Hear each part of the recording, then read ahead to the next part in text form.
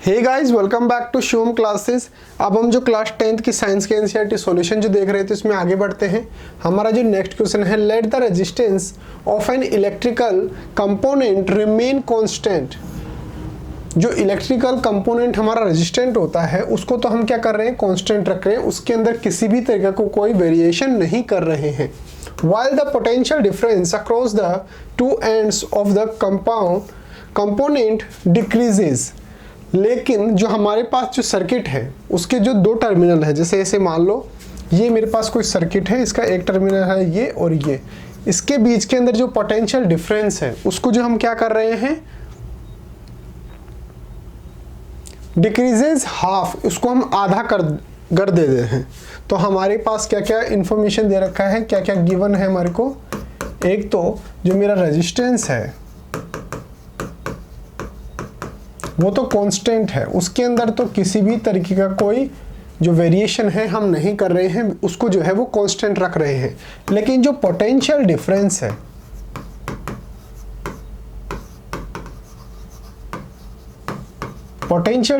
जो है उसको क्या कर देते हैं, अपने हाफ कर देते हैं, आधा कर देते हैं। पोटेंशियल डिफरेंस जैसे मान लो कि मेरे पास ये कोई जो है वो क्या है, ये सर्किट है, तो इसका जैसे ये टर्मिनल और ये टर्मिनल, इसके बीच के अंदर जो डिफरेंस होगा उसको बोला जाता है पोटेंशियल डिफरेंस। इसको जो है हमने क्या कर दिया, हाफ कर दिया। अभी पूछ रहा है what change will occur in the current throwing it. तो इस सर्किट के अंदर जो पहले करंट फ्लो हो रहा था तब क्या कंडीशन थी, और अब जब हमने पोटेंशियल डिफरेंस को हाफ कर दिया और रेजिस्टेंस को जो है वो कांस्टेंट रख रहे हैं, तब क्या कंडीशन होगी, ये हमारे को उन दोनों कंडीशंस के अंदर डिफरेंस बताना है। सबसे पहले तो याद रखना पोटेंशियल डिफरेंस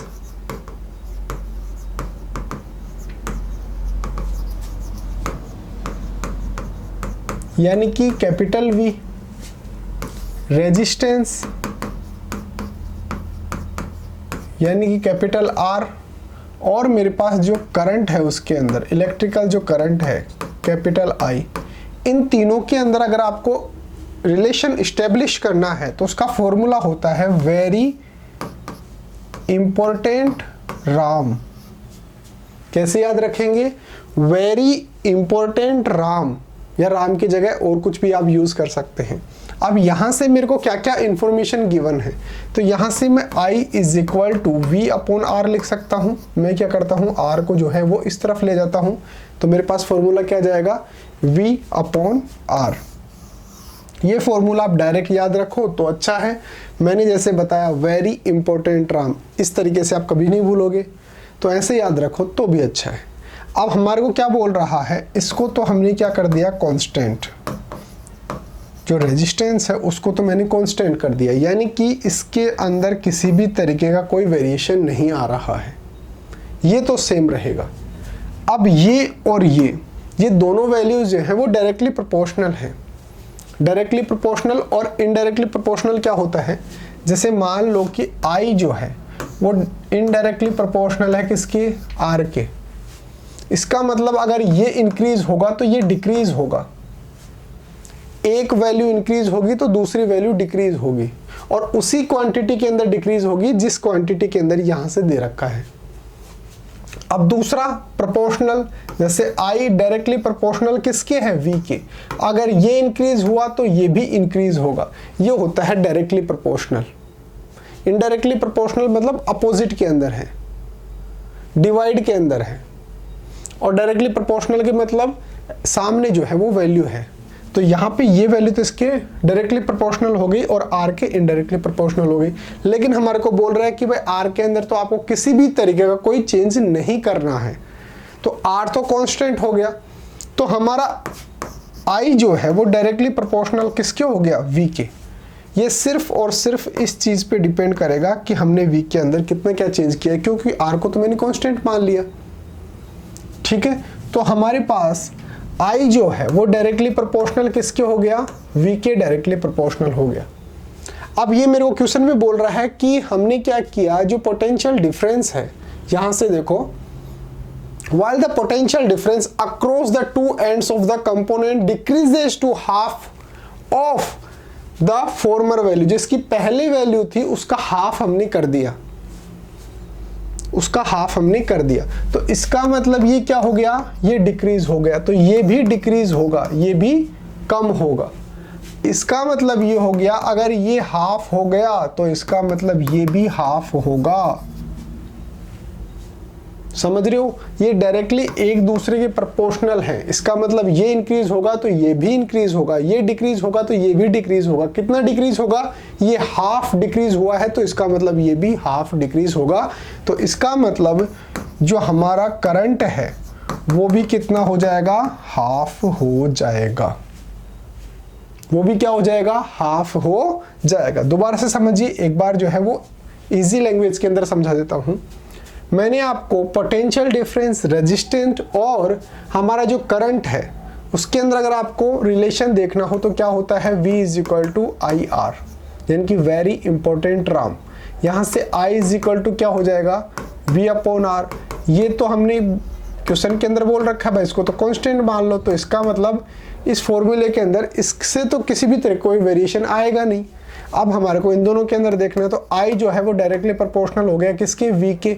अगर हमने इसको हाफ कर दिया तो ये भी कितना हो जाएगा, ये भी हाफ हो जाएगा। यानी कि जो इलेक्ट्रिक करंट है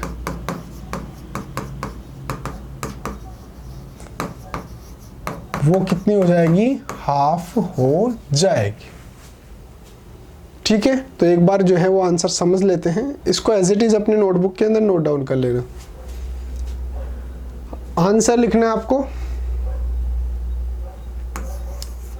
we know that I is equal to V upon R, I is equal to V upon R. मैंने आपको बता दिया फॉर्मूला ये।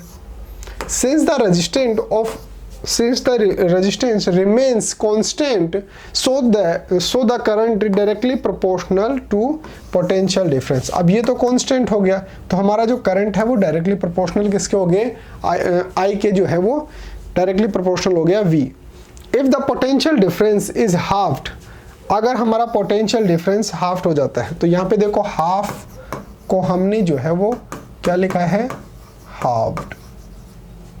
ऐसा नहीं है कि मैंने गलती से लिख दिया, इसका मतलब आधा ही होता है, हाफ ही होता है। The current also gets half, तो इसलिए जो करंट है वो भी कितना हो जाएगा, आधा हो जाएगा, हाफ हो जाएगा। और क्यों हो जाएगा, क्योंकि मैंने अभी आपको फॉर्मूला बताया कि भाई I is equal to V upon R होता है। R को जो अगर मैं कांस्टेंट मान लूंगा तो इसका मतलब I अब सिर्फ किस पे डिपेंड करेगा, V पे डिपेंड करेगा। और किस तरीके से डिपेंड करेगा, डायरेक्टली प्रोपोर्शनल है। तो इसका मतलब ये अगर आधा हो गया तो ये भी आधा हो जाएगा। क्वेश्चन के अंदर बोल रखा है कि मैंने जो है वो पोटेंशियल डिफरेंस को जो पहले जो था पोटेंशियल डिफरेंस उससे आधा कर दिया।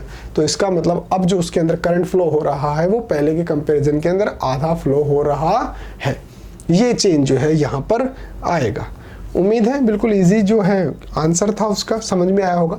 एक आपके लिए स्पेशल अनाउंसमेंट है कि अगर आपको अपनी क्लास का कंप्लीट स्टडी मटेरियल चाहिए, जैसे notes, videos, model paper, NCERT solutions, MCQ test, ये सब कुछ चाहिए और वो भी बिल्कुल फ्री के अंदर, तो अभी प्ले स्टोर पे जाइए और शिव ओम क्लासेस नाम से हमारी जो ऐप है, ये ऐप आप डाउनलोड कर लीजिए। इसके अंदर आपको सब कुछ फ्री के अंदर मिल जाएगा।